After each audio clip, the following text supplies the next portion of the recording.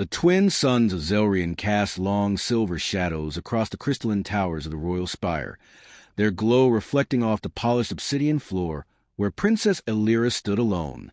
Her reflection stared back at her, luminous blue-skinned marble with faint traces of circuitry, eyes deep violet and glassy with restrained thought. She adjusted her posture, as if that might somehow hide the tremble in her fingers. Soon, another suitor would arrive, and like the ones before, he would leave. Elira was born with grace and brilliance, the youngest daughter of High King Daros and bearer of the Corellian crown mark, an ethereal crest of light that shimmered faintly beneath her skin. She was a symbol of legacy and power, but she bore a fault so deep the court whispered of curses. Her neural lattice, the intricate web of biotech that allowed Corellians to speak mind to mind, had never fully formed. She was mute in the one language that mattered most among her people. In Corellian society, words were relics of the past. Emotion, intention, and understanding flowed through thought alone. But Elira had no voice in this silent world, only the clumsy weight of spoken language and the ache of constant exclusion. Where others communicated in graceful flashes of shared memory, Elira stumbled through sound. Her condition was rare, unfixable, and utterly shameful. Suitors came from noble houses, tempted by political gain, but all recoiled at the idea of bonding with a broken mind. Elira's beauty was legendary, hair like spun silver, poise that commanded attention, but it was her silence that echoed louder than her presence.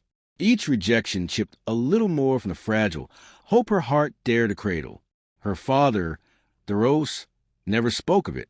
He ruled with an iron elegance, his love for her buried beneath diplomatic restraint. Her siblings pitied her in silence, their thoughts guarded when she entered a room, lest she catch a glimpse of their condescension in their expressions. She wasn't hated, just forgotten, like a sealed room in a palace too vast to explore. Then the humans came. They arrived as diplomats, explorers from a distant spiral arm, requesting peaceful relations and offering trade in rare minerals and advanced medicine. Their minds were closed to Corellian telepathy, which made them frustrating, unpredictable, even dangerous to some, but not to Elira. She found their spoken words oddly comforting, clumsy, yes, but familiar, relatable, honest. Among them was a man. She didn't know his name at first, only that he was taller than most, with sharp eyes and a way of standing like he was always listening. Unlike others who stared at her with fascination or unease, he glanced at her once and looked away, respectfully, like she wasn't on display.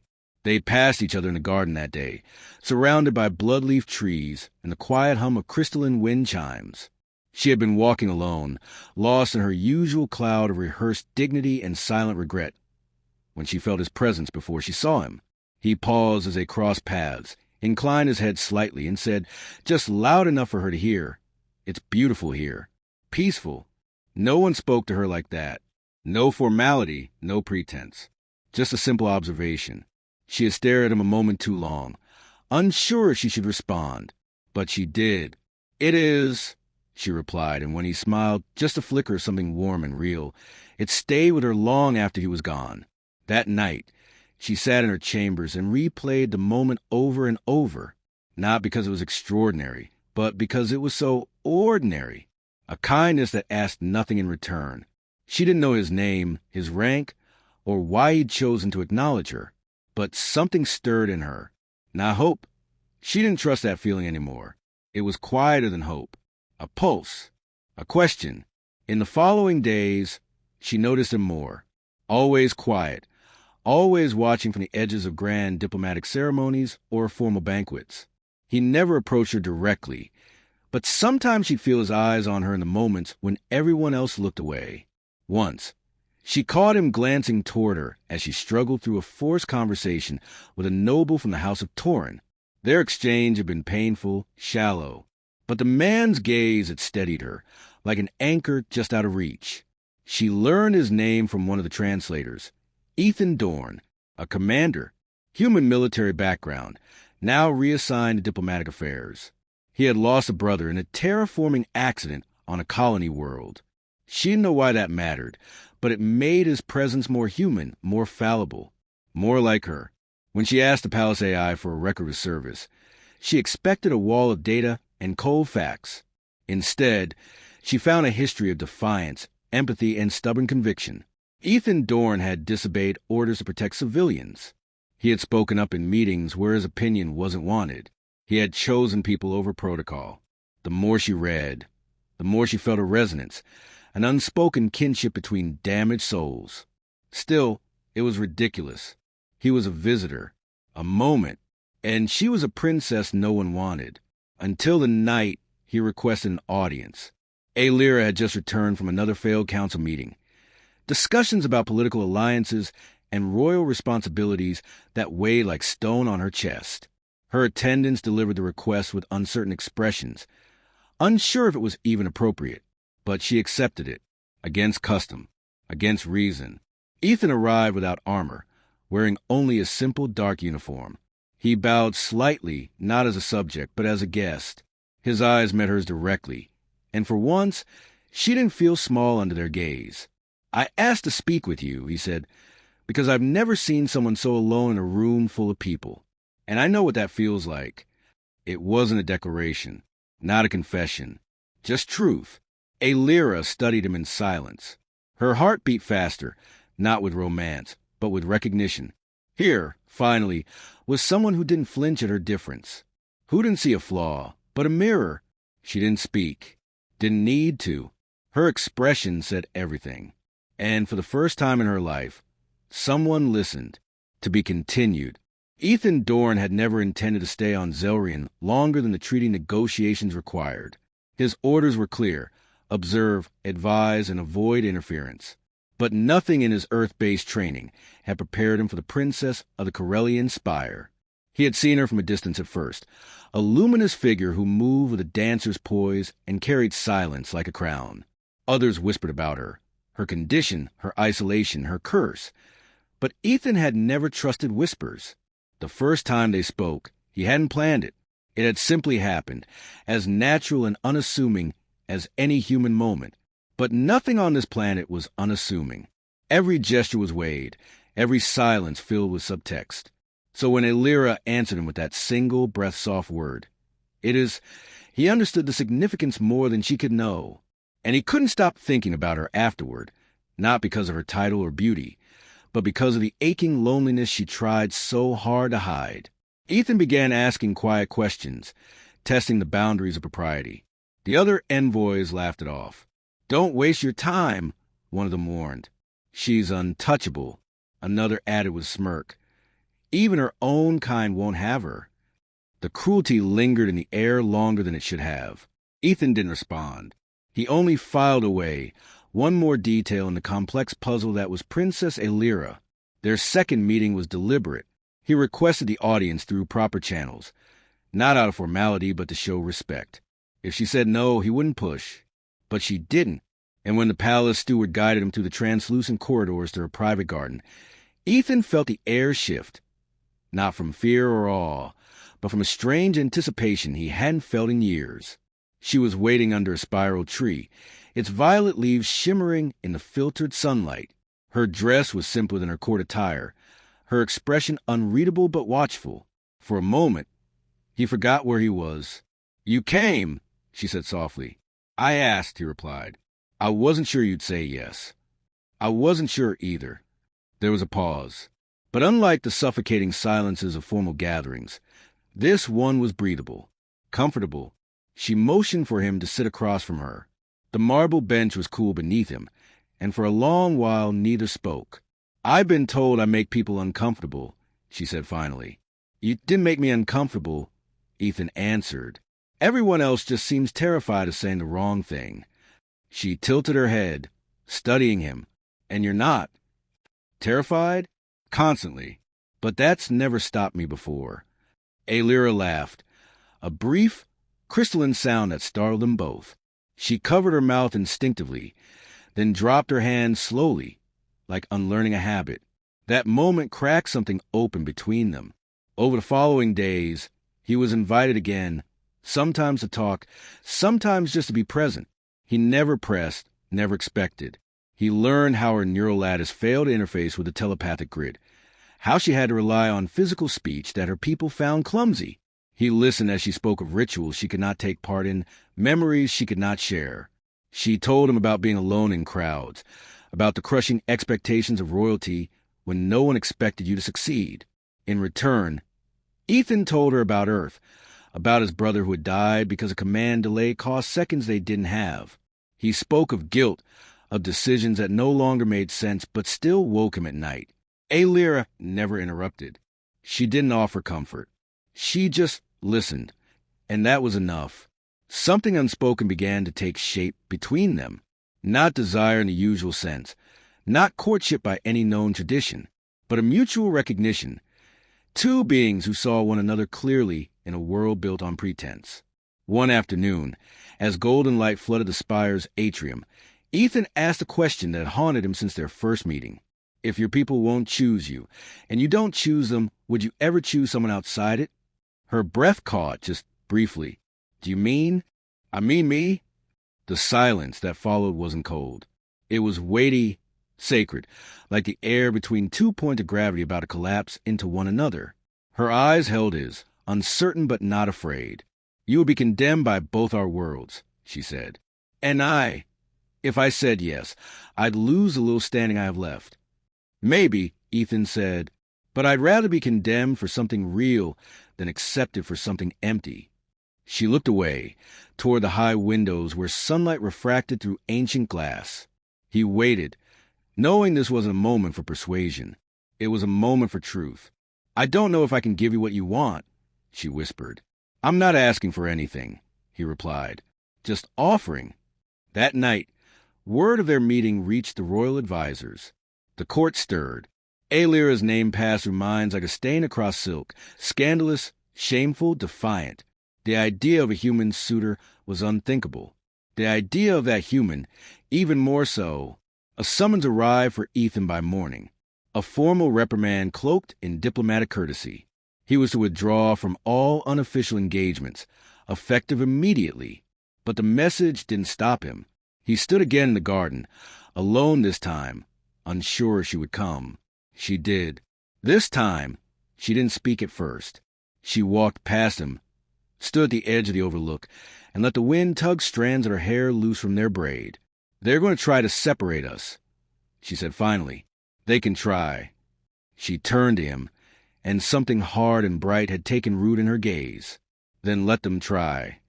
The stars were beginning to rise, pale against the twin sunset. Ethan stepped forward, close but not touching her. For now, that was enough.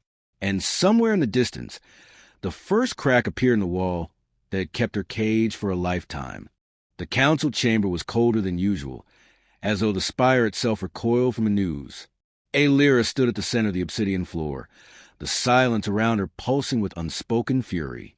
Her father sat on the throne above, expression fixed, regal, unreadable. Arrayed before her were the heads of the high houses, their mental voices swirling like knives. She couldn't hear them, but she didn't need to. The disdain in their eyes was enough. Her decision to entertain the proposal of a human had shattered something sacred.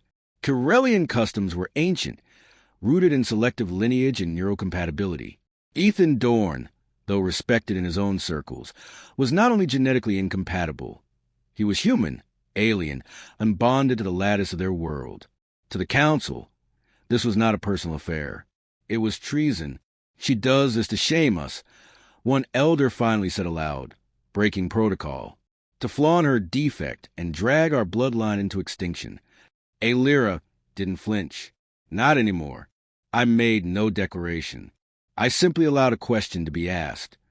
The fact that he dared ask is an insult in itself. Another snapped. From the far corner, her father raised his hand.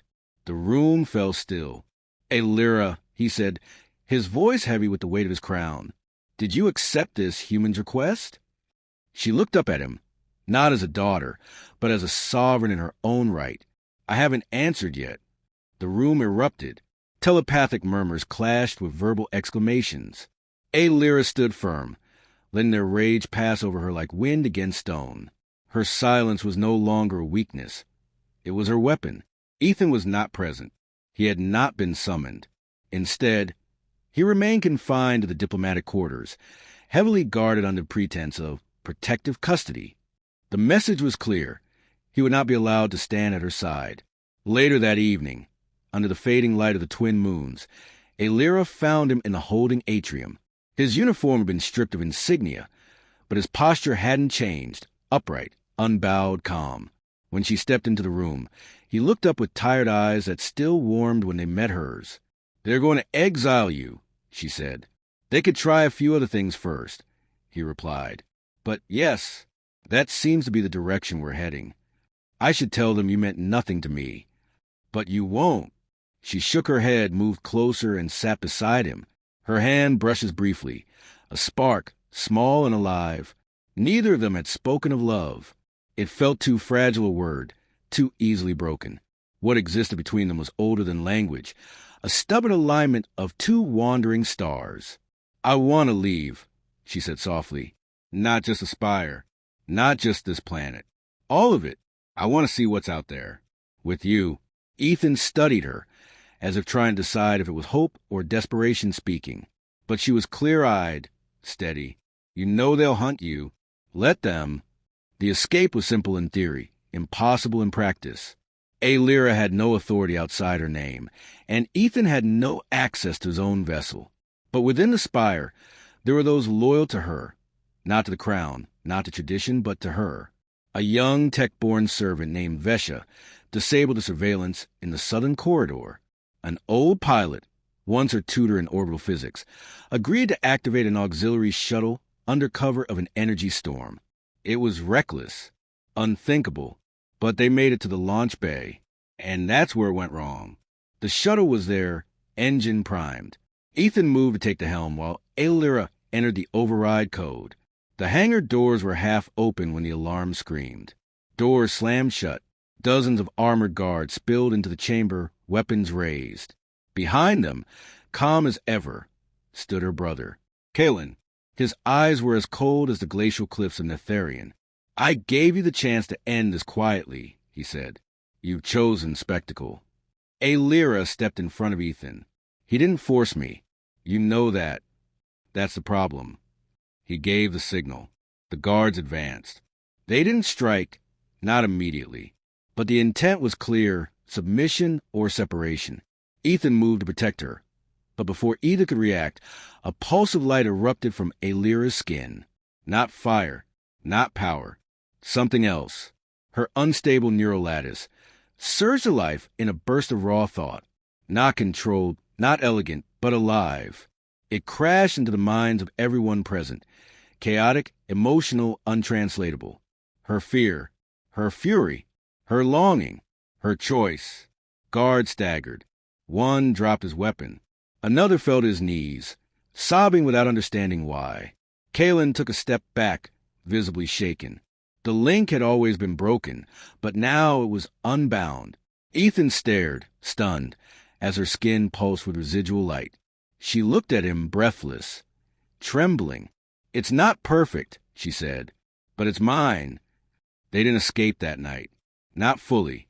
They were captured, separated, brought before the council again. This time, it wasn't treason they saw. It was change. But change, as always, demanded a cost, and the price had only just begun to reveal itself. The tribunal chamber was reconfigured now, no longer a place of judgment, but of deliberation. Aelira stood alone in the center, the circular platform beneath her casting soft light upward, illuminating every line of her face, every scar memory had left behind. Above, the High Council floated in their sensory orbs, connected through lattice-threaded minds, except one. Kalen sat physically in his place, no longer silent, no longer detached. Since the eruption of Aelira's broadcast, her unsanctioned, uncontrollable signal, nothing had remained the same. No one could explain it.